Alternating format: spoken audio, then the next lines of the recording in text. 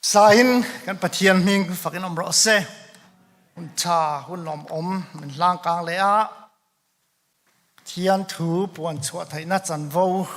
nei hi lom om ka tia a sorin du saka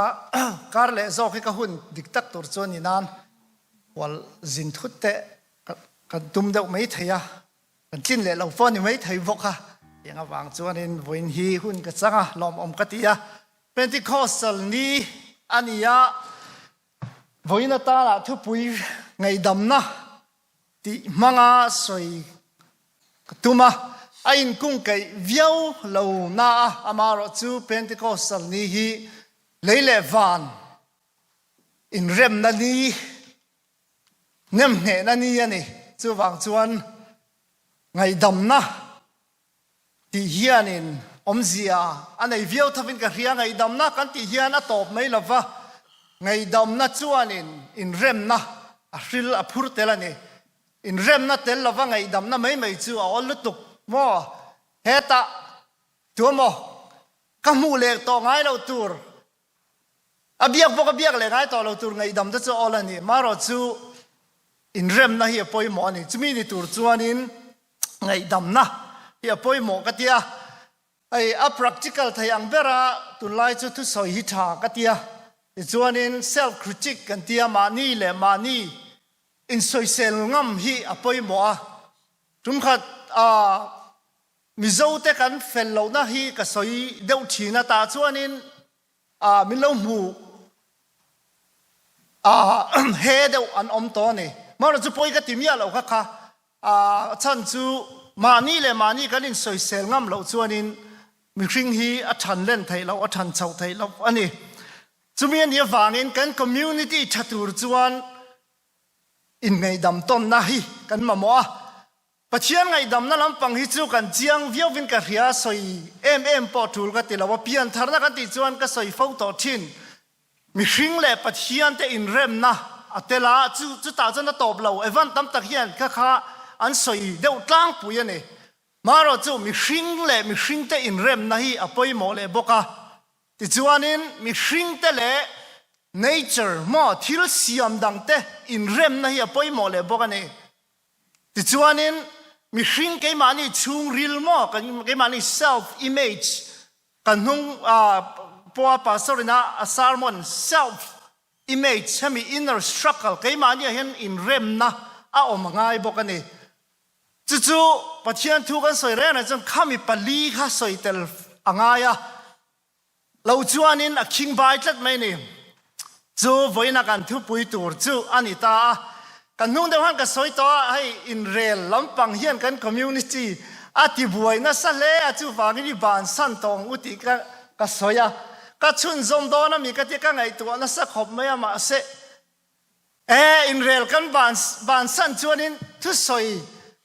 ti tur thei om to don la vi la vi avik takin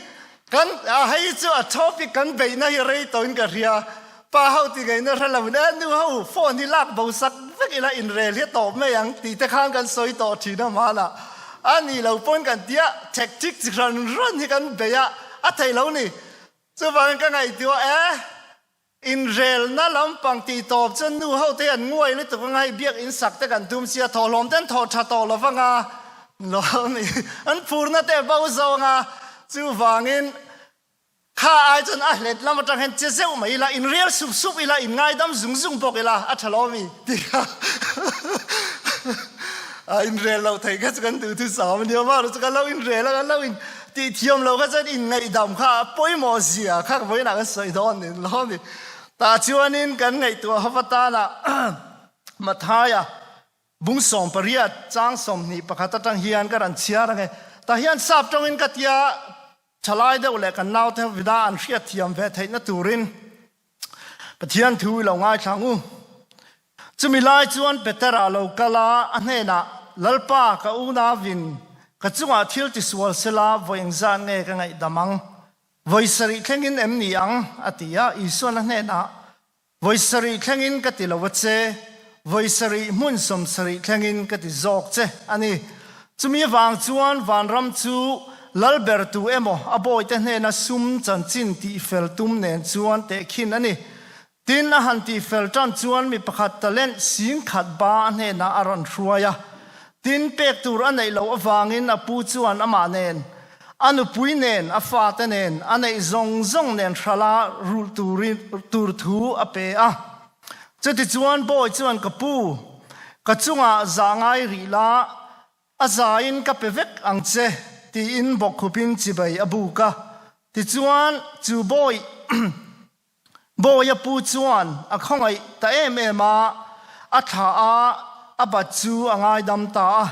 nima sela chu boy chu akal chuaka a boy puite singa pakhat aduli za ba awahmu a tin amana ibat khamin peroti in a hrok areka chuti chuan a boy pui chu a bok khupa ka chunga za ngai ri la kala pe ang che ti in angen chiama nima sela adu lava abachu atlak ma lo zong tani na avakhung ta chuti chuan a boy pui te chuan a thil ti chu an muin an lungai ema a thil ti zong zong chu apu an vashila chu vele apu chuan ani chu akawa ane na boy sual midil chiam awang khan ibat zong zong kha ka ngai dam che ania ka khongai che ang khan nang po in i boy pui chu i khongai ve tur ani lom ne ati a tin apu chu a thin urta a abat zong zong atlang ma lo zong ngai satu te ne na apeta a mitinin thinlung taka in unaw te in ngai dam lo chuan kapa vana mi po in chutiang bokin in chunga ative ang atia pathian ne thu kan chiarte tharin mal mi som sak rose aben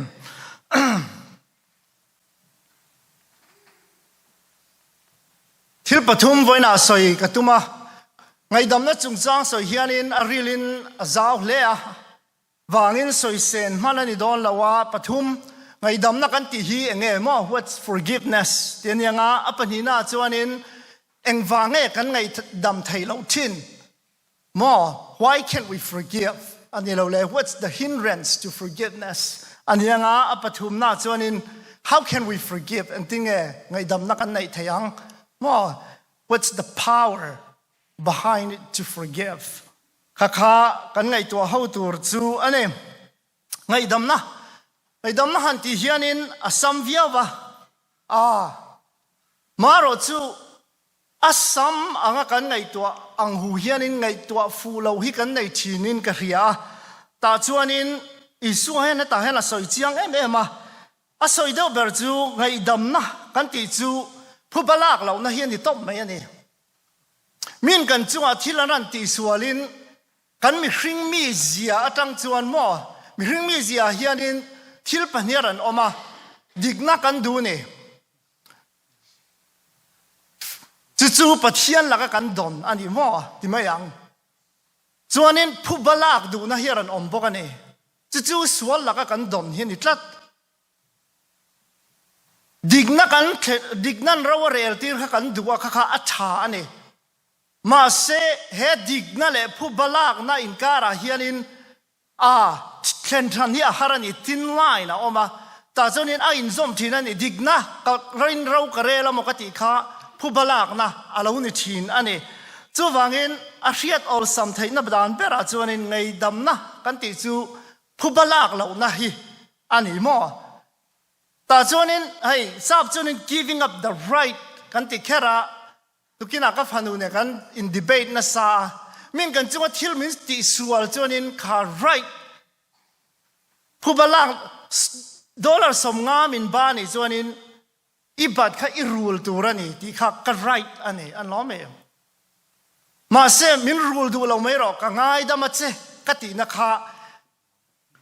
na che kha ka hlui lon na phu ba ka lak lo na chu ani chu wangin mathaya bung rukate tuna kan chang chiara da hian sual chu ati leibat na hi ani kan leibat na min thung rul suang che ti hi angya langa na lal bia kan soi rol na chon ani sual kan ti chu lấyกันบัดนะหม้อปะเทียนเนี่ยนะเลยกันบัดนะเตอันนี้เราแหละกันมีคริ่งปุ๋ยแต่เนี่ยนะเลยกันบัดนะคะสวลอันนี้จู่วางเงินกันจู่ว่าทิลติสวลนะอะไรอุทนินเฮตาเฮียนิเปเตอร์เฮียนอันที่เนี่ยอังไอตัวน่าจู่นินเอ็งอังกฤษเนี่ยมีกันไงดามังหม้อไงดำนะเฮียนตบจินอันไหนเทียมที่ข้างหุ่นลายันดีเบตเบอร์จูนี่ใครมานี่เชื่อว่าเพื่อนกันอินดีเบตจินนี่อันล้อมเองใครมาเงียบปะอันนี้อัตอกเวตัวเอลูมามกันที่จินล้อมเองทราบจน enough is enough ล้อมเองตบจินค่ะในดูนัดหินลุงคารันออมันนี่มาเซอีสัวจนิน voice รีก็ติเราว่าเจ้ voice รีมุนสมสรีมอตบจินในเราที่น่านี่จะฟังกันมีอินกันจังว่าทิลอันติสวาลินทิลปนีอินอมเทียประคันหน้าจนินผู้บ้ากันละเทียนี่ล้อมีกันขาอะไรบัดขากันรุนเลติร์เทียนี่จุมีอันนี้เราเวกจนินใครมานี่กันตัวนี่ either we can make them pay or we absorb that payment to ourselves มอนทิลสวลกันที่แรงเฮียนินมีจุงอาหมอปะเทียนะอาหมอเลยกันบัดแรงเฮียนินข้ากันบ้าค่ะเองมติที่เฮียนทำรัลไม่ตัวเฮียนินกันง่ายทีนั่นนี่บิ๊กตะกินวิจารณ์ที่ให้เตียงเรียนรู้กันในเลยพังไอเวนเราอันล้อมีกันสวลมีจังทิลกันที่สวลแต่พอฮีกัจจีก็ให้ทราบเขาแต่จู่กันลุกเรานะจู่ทิลที่สวลินไงดามันดีเลยอันดีโลอ่ะอันดีโลเลยอันดีโลนี่มาสักอย่างนี้จู่มาข้อไม่ไงดามพออินดีลฟุ้งเฟ้เราเห็นเทียนเอ็นตินมองกันเน่กลัวเอ็นตินมองเห็นนี่กันไงท่าฟักเราอังเห็นกันอินมูเลยแต่เห็นกันเบ็ดทะเลหัวมทว่านี่ข้ากันบวยนะข้ากันจิงเฟลมตีละกันจิงเฟลมีอะไรแรงทว่านี่อันล้อมเองนูปการะพนัตำเลยฮีบวยนะกันเนี่ยกันจิงเฟลเราที่กันไงท่านี่เราเรียนติดมันเห็นกันอินเบลเลียที่ขานินกันอินเน่กวลเวลกันไทยนี่ละตอกฟังหารันเลยนี่รันเลยรันเลยอัตโตบาจะเงี้ยนี่อพวกเกนี่น้องเอ๋จู่ฟังกันบวยนะตั้มตักฮีข้อเวลบวยนะที่ไม่ยังฮี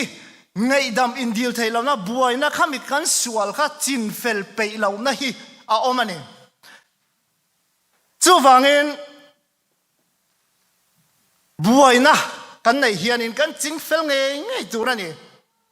ให้บวยนะกันในกันจินเฟลเรานะชันฮีกันไงตัวแต่จวนนี้ทิลปฐุมอมประคันหน้าจวนกันเหล่าฟังอันนี้อันที่นั้นไม่อะพูดที่กันเนี่ยให้เราอินติเทียมเราตายละ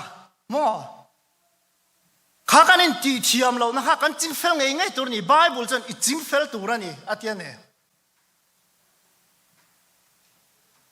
ก็จินเฟลเราจวนก็เรียกว่าทิลปฐุมอมไทยประคันหน้าจวนก็เราลุตุกฟังอันนี้พูดที่กันก็จวนทิลติสวละมาเซจิงเฟลตัวริงก็ติงามทอดเราฟังมั่วอัปปนีน่าจวนนินก็ชัดลุตุกฟังอันนี้ไทย too nice too loving ให้มีเช่นขัดใจจุกอันชัดลุตุกะอันก็ชั่วกุเจนไม่ละมินเสละวังเตียงจีเห็นเนี่ยน้องเมย์ใจดำลุตุกะอบีกตะกินนู่เลยป้าเต้นฟ้าเต้กันดีลเฮียนินฟ้าเต้กันมังไงลุตุกอวางินข้าสวลข้ากันสวยงามถิ่นเราเนี่ยกันที่พันเราเนี่ย we're too loving too nice to address the problem น้องเมย์อัปฐุมนาจิขัดเลยจู่ให้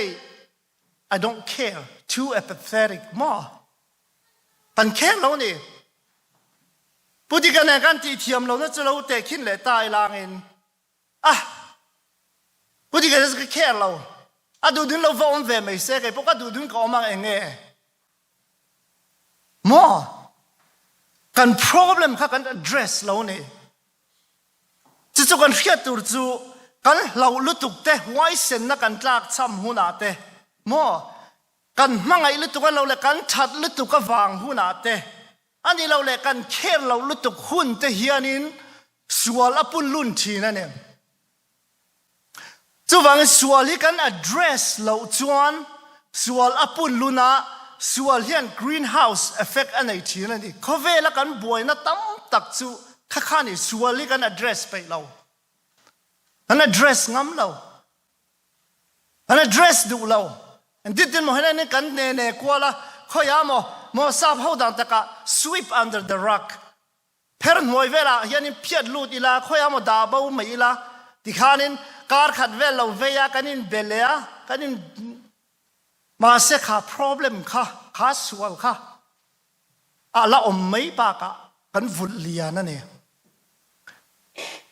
จู่วางจวนนี่ปะเทียนเฮียนี่ปะเทียนจู่มั่งไงนะปะเทียนนี่กันเตียอดีกันนี่น้องไหมจู่ที่เขาบอกมั่งไงนะปะเทียนจวนเอ็งวางเงี้ยเฮสวลฮี address เอ็งวางเงี้ย cross อาทียังไงมีง่ายดำไทยไม่ล้อมีอังไงท่าไทยไม่ล้อมีอะไทยเราอันนี้ when there is a death it does not vaporize in thin air it's there น้องมีบ่รู้ก็บ่ไม่เล่า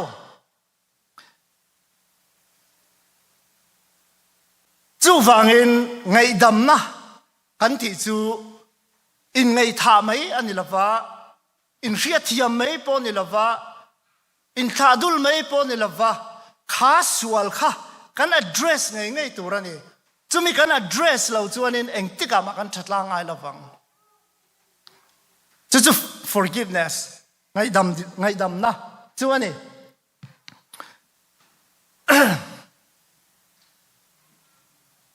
เอ็งฟังเอ้กันไงดำไทยชินเราปนีน่าจวน pride จะเป่านะเห็นเองจะเป่านะเห็นไงตัวง่ายจะเป่านะเห็นฟอร์มจินนี่นะจิขัดหน้าจวนนี่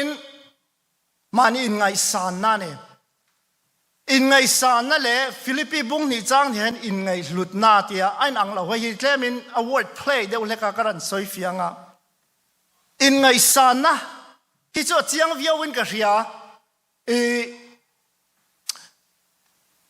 จะเป่านั่นแหละจวนนี้กันอินด่าสร้างทีนั่นนี่อันล้อมีดังเนี่ยกันใครขี้นะ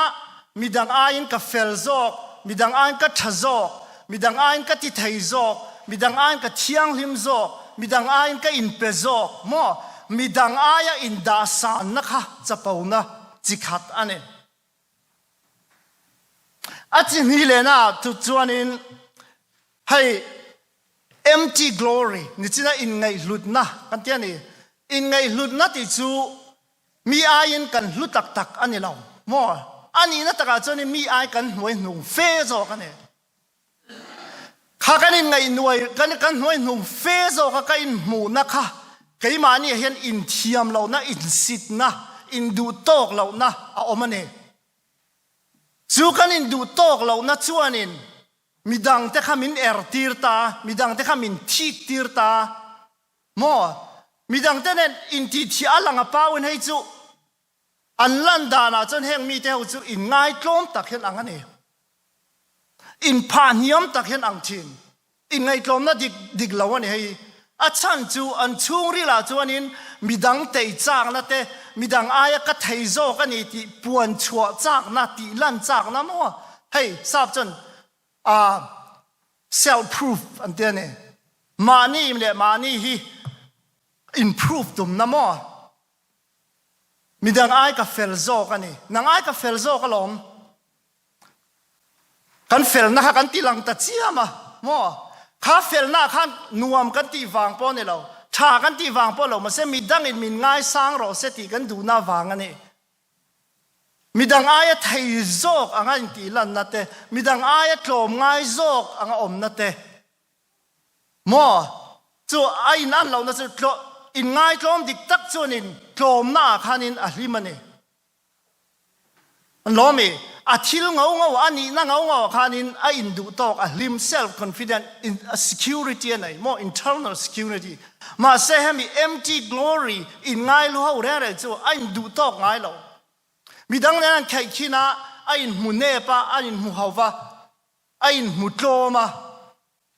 chu wang CS Lewis here na te mi chapau here du chen mi chapau re reng chuanin an that thuan soi zia te mi ngai tlom mu du chen mi ngai tlom re reng chuanin an chapau zia hi an soi zia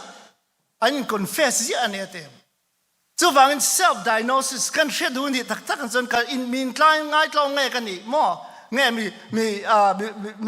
mi chapau nge kan ni mi ngai lu nge kan ni ta chuan om ani chu wang hemi ta pani hi chapau na ani ve na chan chu a focus hi self mani in focus na nin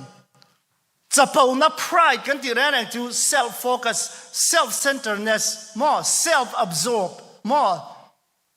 selfishness mani in ngai poimo na kha pride chapau na kan ti chu ni a form mai nang lo mai thei ma se nang ma in ngai poimo ber chung chuanin chapau na kha kha ni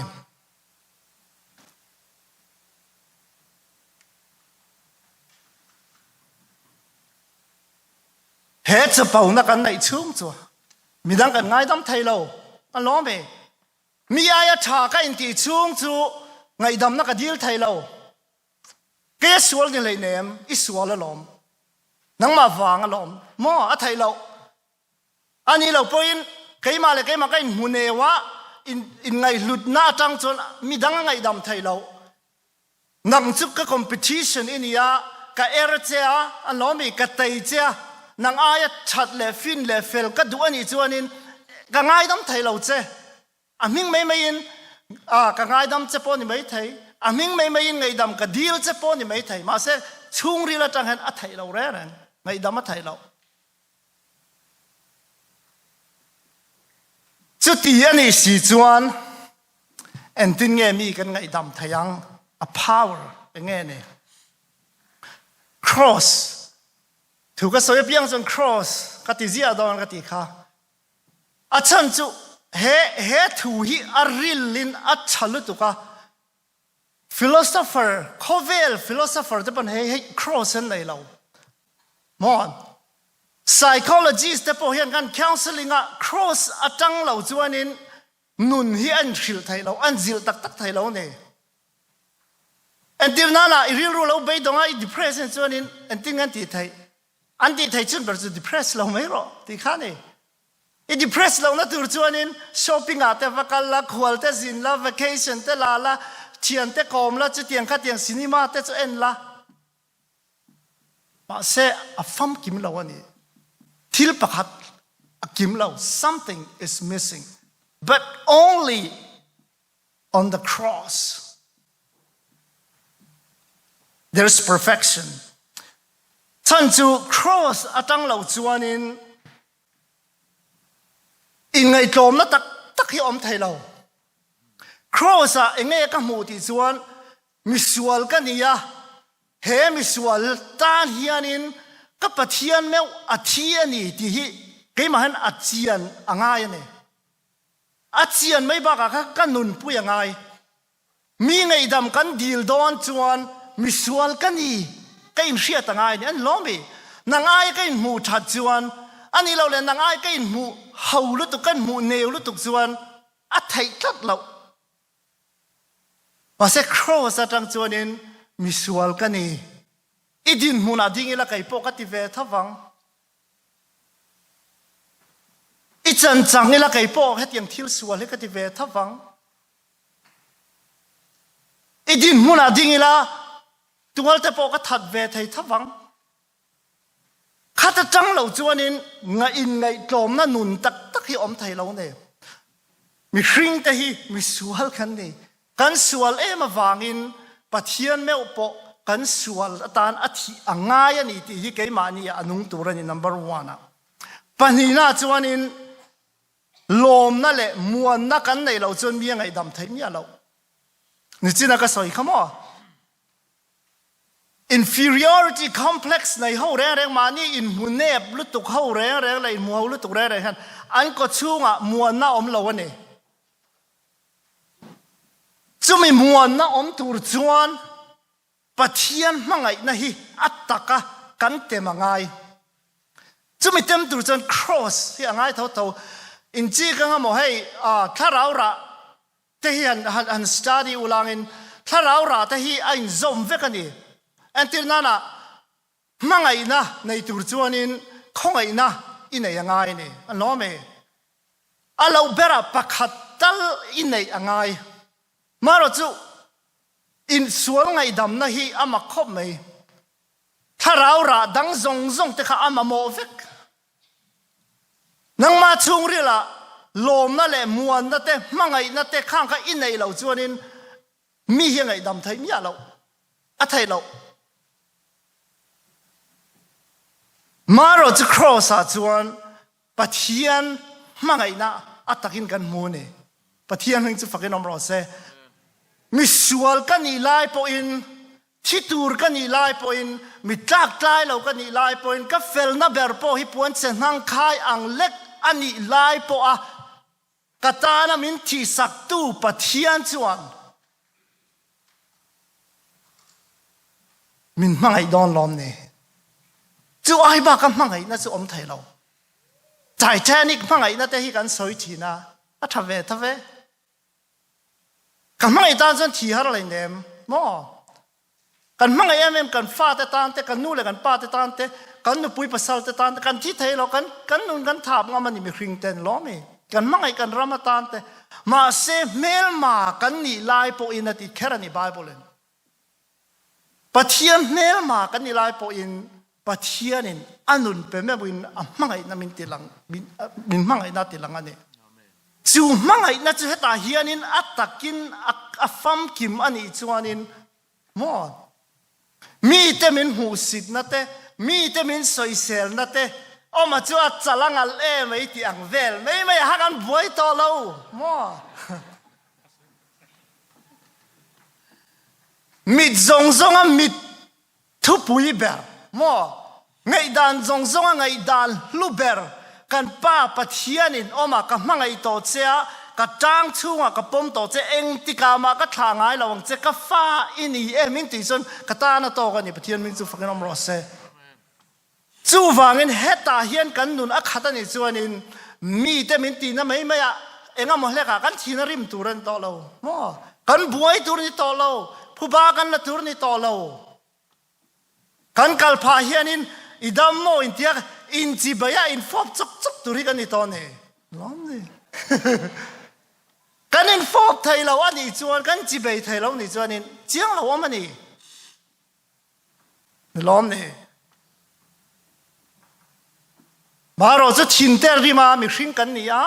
thin ter ri la lo ri ma buaina kan to chuanin choble chila khat yang ti thai mai chu kan om la ve heng pathian to cross to hi kan ngai tua kan chong ta ya kan process angai ani alome kar khate ve yang chu khate ve yang chu kum khate po ve yang chu ma se atopa chonin kan in ngai dam thai tu ra ni nian ning chu fakin am ro se he power he chak na hi eng philosophy ma om lo buddhism om lo hindu po om lo psychology pom lo philosophy pom lo science pom lo kan bible a chaw omane kan va van nei tak te reng em chu wangin cross thu chaw lo chu atiani polan a practical thayang berin claimin application siam ka duwa mi ngai dam kanin deal huna mo hey ngai dam in deal dan te po hi a technique claim a zong oma atam tak kan lo thiam lo kai po kan study le e mi ngai dam ka lo deal dan te a lo va ho ve chang chen ka ti sorry te kan ti me ya no ni ha chu wangin claim kan hi kan practice ngai ni please forgive me for min ngai dam ro ti mai kha tok lo ni he ka sual na awang hian he ichunga ka thil ti sual awang hian min ngai dam ro adana dang tlatan ya o sual tu pa choi na ni sim na ni pathian he na po sual tu pa kan choi hian he ka sual awang hian lalpa min ngai dam ro kan u nau ten he na kan ngai dam kan dil pon chu ngai chu ni tur ni min ngai dam mai ro ti kha atok lo ni sorry ti mai ti kha tok lo ni apan hi na chuanin admit it without excuses and without blaming any other circumstances at poi mo le to hey ngai dam kan dila kan dil pha hian an tin tin mani hianin chu ni wang lam le chu ti chun karil kai phei chu ka ching le to hey kan nu ne ra ka thin ur chang then ami low blood sugar syndrome hi kan nei deuh le ka chu chuanin karila tam te ka thisena blood a tlem lut sugar a tlem men ka thina chia ni ka thina chia to chen negative to thi ran lu ta di hanin engamani til ho te hanin ka vin mai chu ka in phat ban na chu nge ka chen karil ta wang ni ha ati ani chen min khathiam ve tho ole atia ma sek khathiam tur khan ni lo thil kan ti sual chuanin kati swalani mon don't blame circumstances to make any excuses apathum na chuanin don't just apologize but for forgiveness sorry ti mai kha tok lo ni sab chona fia wa kha kati pal chen ya wa poi ve kan ti mai zau chuan kati pal ma se ngai dam kan dil nge tu ra ni mo ti pal ti mai kha atok lo min ngai dam ro khong ei min ngai dam ro atel tu ra ni chon avoid number 1 it's an over expression of how terrible I feel over what I've done hey mi then ka chu ngai dam kan ti kan beina sa le tha thole jo kan thing thia kan mi tuite tla kan chapa kan bok khupan ke ta kan fo pa atha ve mo ma se over expression hi kan ngai dam kan di la te ai khanin ke mani kan focus zo kan an lo mi min khong ai sela mo mi tui chang nam nen ka om te min mu sela mi dang hen min khong ai se thiam kan chan na chi khata ni mo thalo kha ti tun lo kha ti an ti poi che chanin kick pop mai ro apani na chanin being deadpan and the light hearted ale la jam beina sala tu ha ti me thung san kalpa in ngai dam di ra ni sorry kha ka lo ti pal cha antia kalpa ngai dam in dil a thai lo apathum na chuanin confession that is really an attack is passive aggressive form ania hey sorry if I'm upset you it chin te ka lo ti rim palani chen kha sorry kan tia kan sai du tak chu heng te chu thin rim na tla kan ni lo ma se I thin te ka lo ti rim pal la ni chuanin mo an mani ha kan val attack ani kan blame dai hatiang thil ho mai me thin te ti rim te chu ka ti rim pal ni thin rim na tla pa lo I lo rim pal chan sorry an dia affect lo ka ni ka teng ka chu mo affect pon lo ril run na tla ka ni ngai dam na di dil dan dik lo chu wangin heng te hi atakin kan practice thiam thaina turin keima pon ka char tharani heng hi hau tak tak hen ngai dam ka lo di la ngai dam na dil na tin tlak lo ala muni chu wangin heng te kal tlang hianin kan that kan fel thaina turin le pakhat kan in mangai ton thiam thaina turin ngai dam in dil ton molang u chu chuanin kan za ne na rem na aran thlen tir don ni pathian ming fakinom ro se tong tai lo ka ngo minute khat kan ne lalpa kan pathian he I thu kan ngai tua te kan sual in ngai dam ton na le rem na te kan zinga om thaina turin he hian kan thin lunga na tharin thok se kan nun chung rel chang min ti danglam sakla kan ni tin nuna ataka kan nun chua pakhat kan mangai tona kan in ngai na tona kan sual te kan ngai dam tona lungrual taka hlim le lom taka kan len za ho thaina turin le he khovel nuam taka kan siam theina tura chakna tharamin man sak turin imal somna Isu Christ min kan dile amen